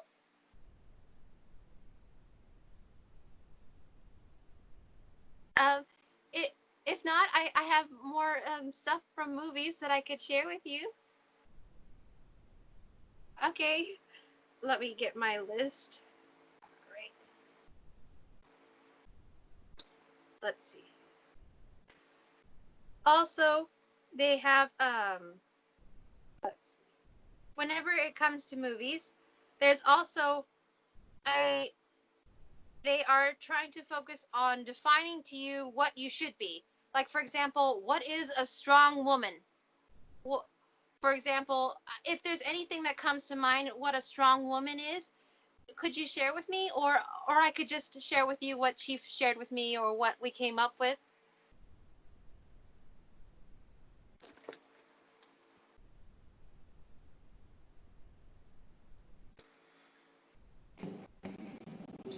You're asking about what we think our view of what a strong, or I Yes. guess the stereotype of what a strong Yeah, woman sure. is. A stereotype Uh, is totally fine as well. a strong, she doesn't need other people, other Okay. men in particular. Right. Um, just um, she can be rude or bitchy. Right. Rude or bitchy. Okay. Thank you. Um, yeah. Thank you for sharing that. Yes, I've totally I've even heard of like feminist movements where they were into like masturbation because it was like you don't need a man, you need to masturbate and you know, down with men, or you know, that's what makes a strong woman and things like that. I've also heard of expression where people, it's all about women products, women controlled companies, or women controlled businesses, or being an entrepreneurial woman. That's a strong woman. Does that sound like something familiar? Yeah, Okay, or like women with their own money type of mentality. women with their own money. Hmm. Yes. So as you can see, not only in movies, you get it from the media, you get it from other types of media, you get it from like commentaries, women's groups, all these things, but they're all pushing women into further programming. Also, it's a lot of times the women's movements are compelled by painful memories, compelled by sometimes a hatred for consciousness in a male expression. So they're bringing their baggage and then pushing other women into more baggage. So that's definitely not what this forum's about. And that's why we focus so much on consciousness. You know, I think, you know, sometimes people are like, well, how is it a women's forum? Because we are redefining what a strong woman really is. A strong woman is someone who is consciousness first, who is having a female expression, and learns to enjoy the feminine expression through a balanced way of behaving and using Neo Shamanic tools to enjoy a feminine expression. Sometimes it seems like with these women's forum, it's almost like they hate being a woman, but they try to gather all these women together for I don't know what. Maybe you guys know, but I I haven't figured it out yet. Have you had any experiences with women, other women's movements, and what ideology they have? If you could share with me what your experience.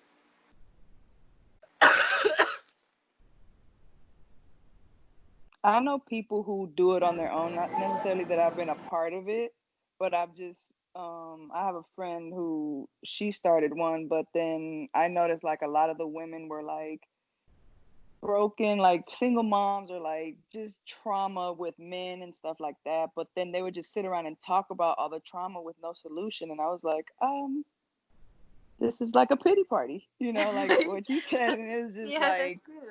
it didn't make any sense to me, but I mean, it grew, I guess, but I gave her advice on it. This was like maybe like 2 years ago, but I just Okay. remembered that when you mentioned it. Thank you for sharing that. That's a great example.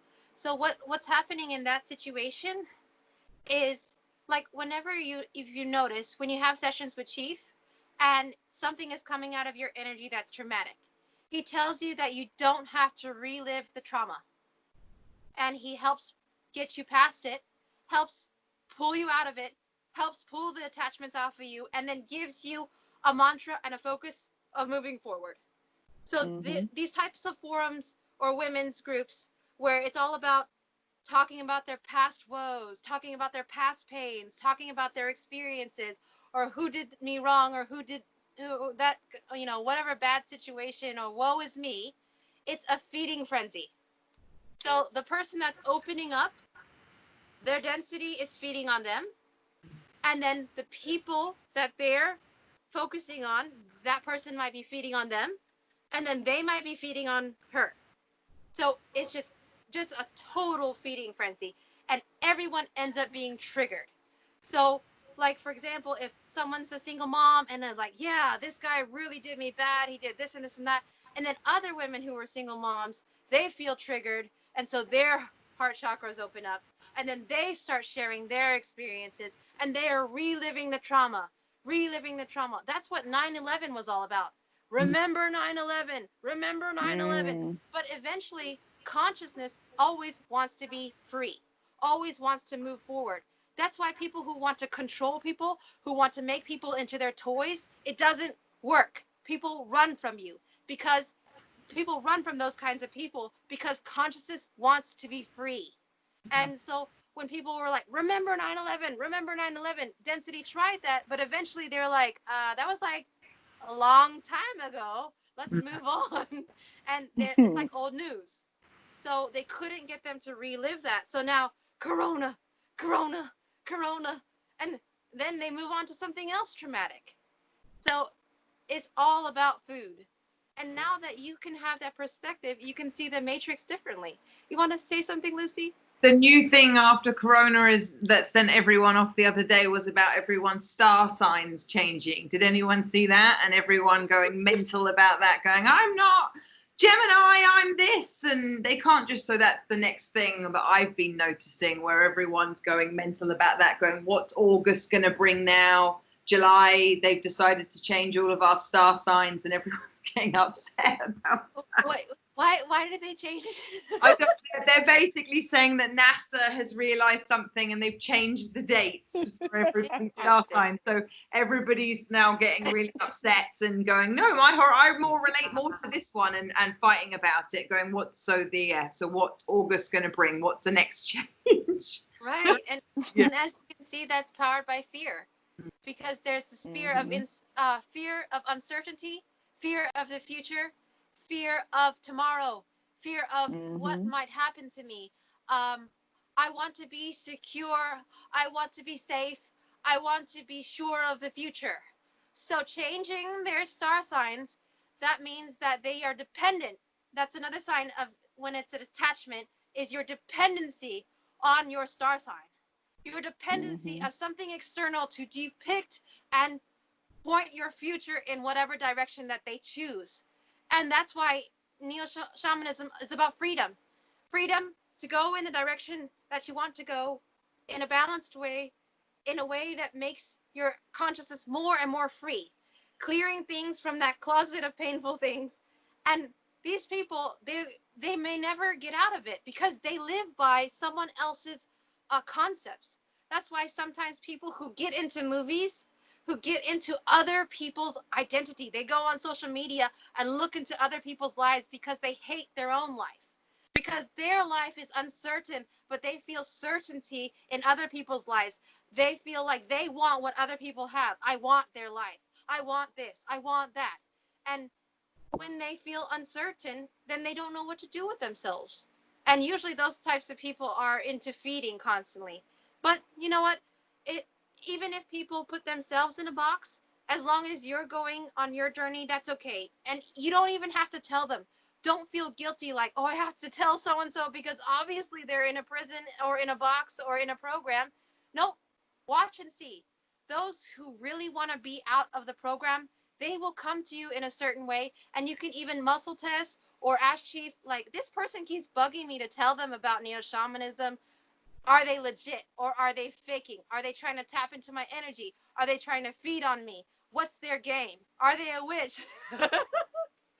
You know, because there are a lot of people that you wouldn't even know were a witch. Like even little kids can be witches inside or run by witches. It's crazy. This world is weird. Like people think it's just a baby. Did you see that baby? He just cried and got candy and then smiled like an old man. That's not a baby. Because I used to take nursery at the cult church, and I've seen some really weird children. Any questions?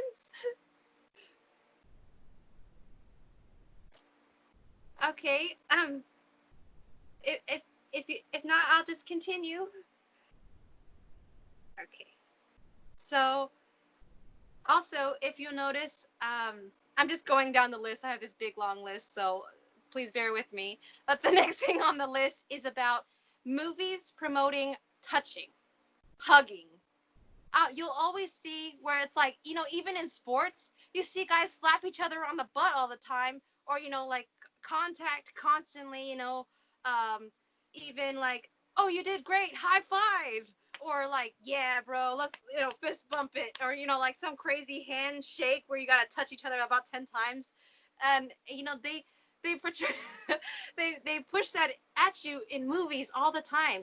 Or like, you know, we're best friends, so we're constantly touching each other. And no, you know, that's a great way to spread attachments from person to person.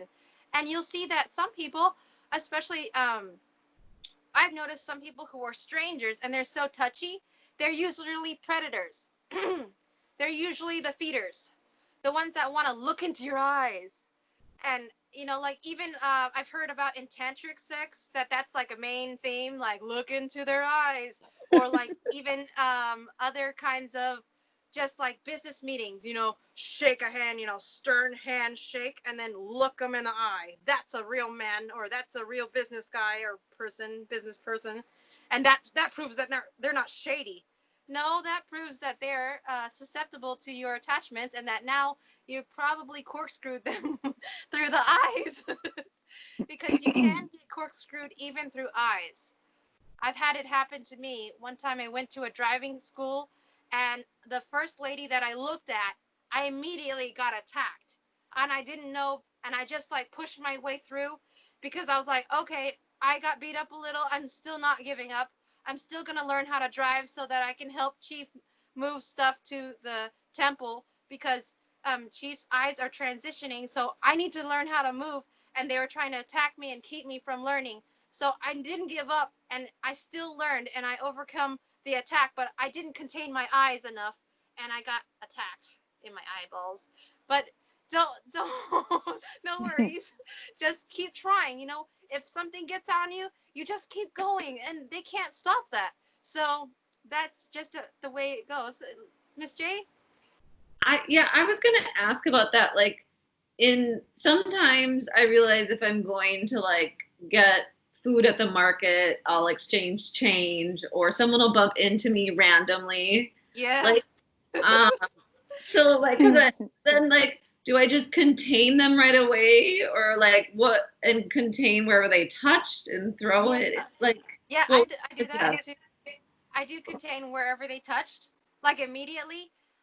We had a very interesting. Every session is interesting, but just watching how attachments can work. So, for example, someone touched something, and then handed it to you, and then you touched it, and then something crawled in your energy, and they're looking for a weak spot to make a nest. They're very much like insects or parasites. They're looking for a weakest point, or the point where the most energy pumps through you.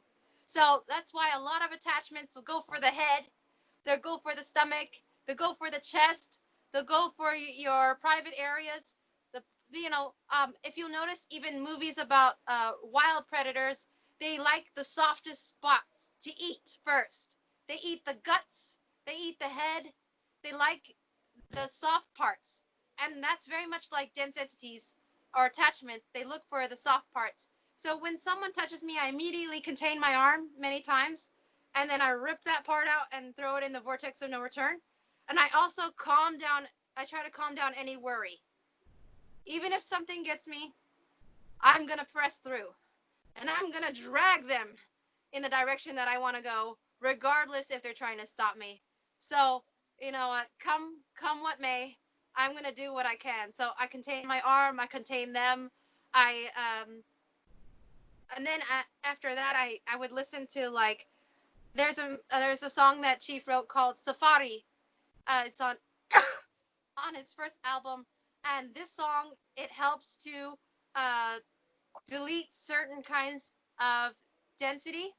So I would play that quite often, especially when I knew that I got beat up a bit. Especially when I had to wait for another session, like wait a week, or I would just contain the best I can and then calm myself, because worry is one of the big weaknesses that most people have, is the worry, like, I didn't do enough, and now fatalism, I'm going down. So as long as you can keep that in check, you'll be okay. You'll be fine. I hope that was okay. Thank you. You're welcome. Like sometimes I have to, like, sometimes when I go to the bank or go to different places, they'll be pretty pushy about, like, sitting down in a seat or something. If you sit anywhere where someone else sat, you should contain it, because everybody oozes their stuff on everything. So just containing what you sit on, containing what other people touch. So when the bank people try to bully me into sitting, I contain it like 3 times really quick. And I even, I'll even stand for a second and look like I'm looking through my bag, but I'm actually containing. So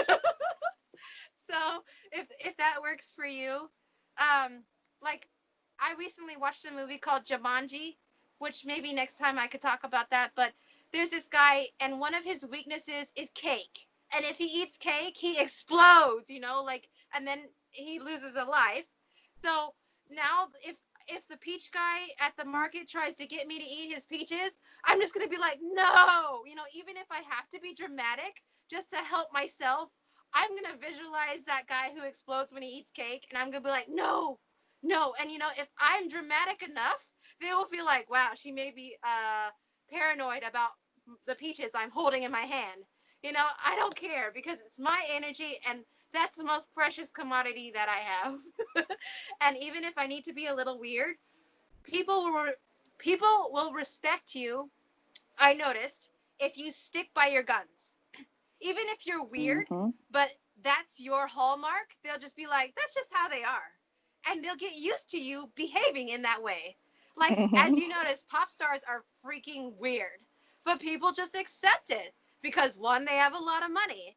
Two, a lot of people listen to them and they claim their weirdness. They're just like, yeah, I'm freaking weird. Deal with it. So if you want to do containment in public, who cares? I'm claiming the way I want to live my expression, and I'm going in the direction that I want to be, and I'm learning how to be balanced, and I'm moving forward. And if you think that's weird, too bad. You'll probably want to be like me after you see how I've changed. So that's just what I think about it. Hope that's okay. Um, if we have just a few seconds before the session. If you have one last question, I can answer, or I can just wrap it up. No, okay. Thank you so much for joining today for the Six Women's Forum. We really have gone far. So, and I hope to Yes. see you in the next time. Thank you, guys. Thank you, Mrs. A. Thank you. My pleasure. Take Bye. care. Bye. Bye.